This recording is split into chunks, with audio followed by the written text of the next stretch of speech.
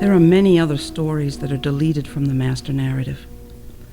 One is the story of segregation and racism and white supremacy hiding under the hood of scientific psychiatry.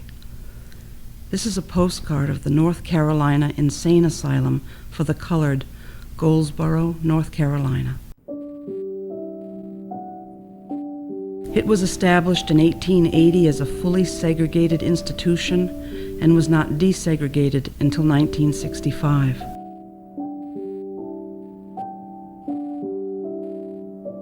Here is a racially segregated ward in Milledgeville, Georgia.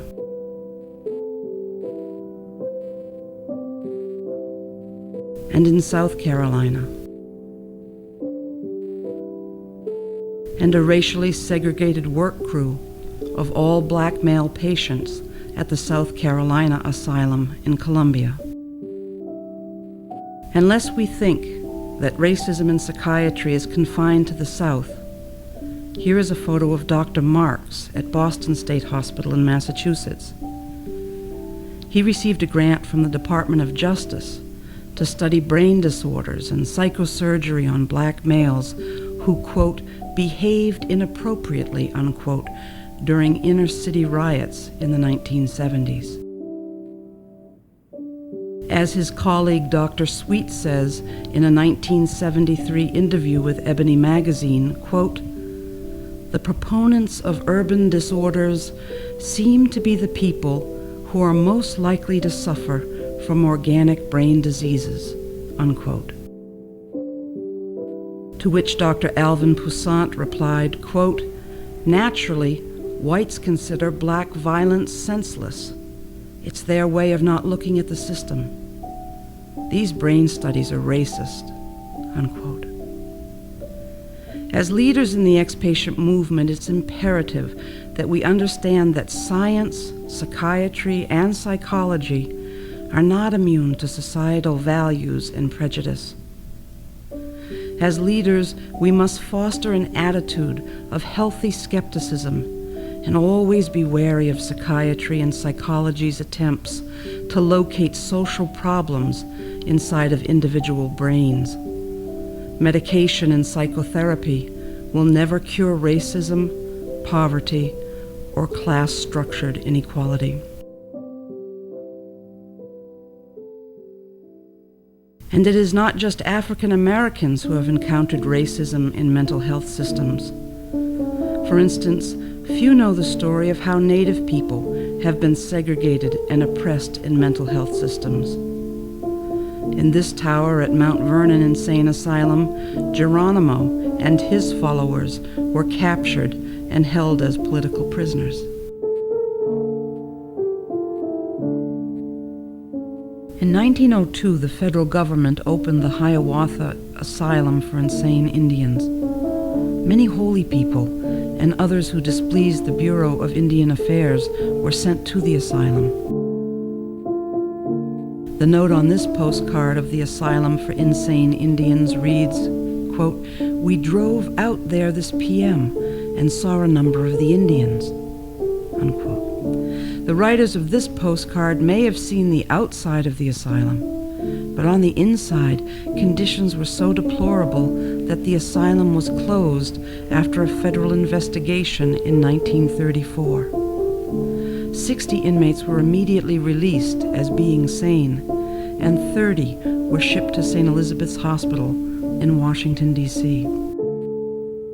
Eventually, the buildings of the old asylum were torn down, and the town of Canton built the Hiawatha Golf Course right over the cemetery, where 121 former inmates of the asylum, Native men, women, children, and newborns, are buried. The cemetery is located between the 4th and 5th tee, and a sign warns golfers, absolutely no play from cemetery. Other stories that have been left out of the master narrative include the history of children in institutions.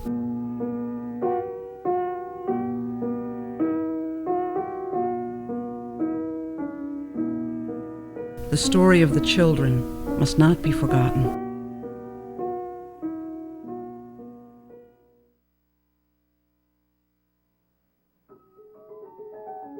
There's also the story of the mass incarceration of gay men and lesbians. For instance, this is a picture of computer scientist Alan Turing, who is cited by Time magazine as one of the top 100 greatest minds of the 20th century. He was a World War II hero because his genius was key in helping to break the Nazi Enigma code machine.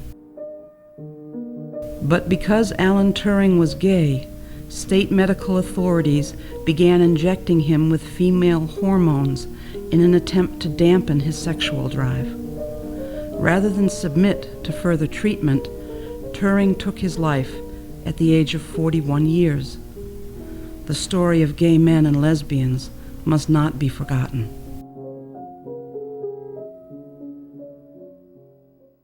There is also the history of institutional peonage, or the practice of having patients work for no pay and calling it therapy. For instance, here is a picture of a work crew from St. Lawrence Asylum in New York. They are working with dynamite in the quarry, blasting rocks for new asylum buildings. Patients did every conceivable kind of work in mental institutions, including picking fruit in the orchards, preparing and delivering food in the institutions, and cutting and hauling ice from nearby rivers. Unpaid patient labor was essential to the survival of mental institutions.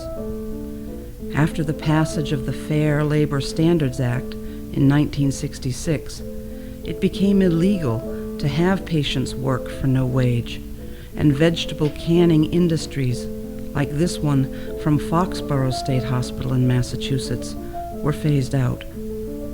The Fair Labor Standards Act was a powerful factor in the decision to deinstitutionalize mental health services.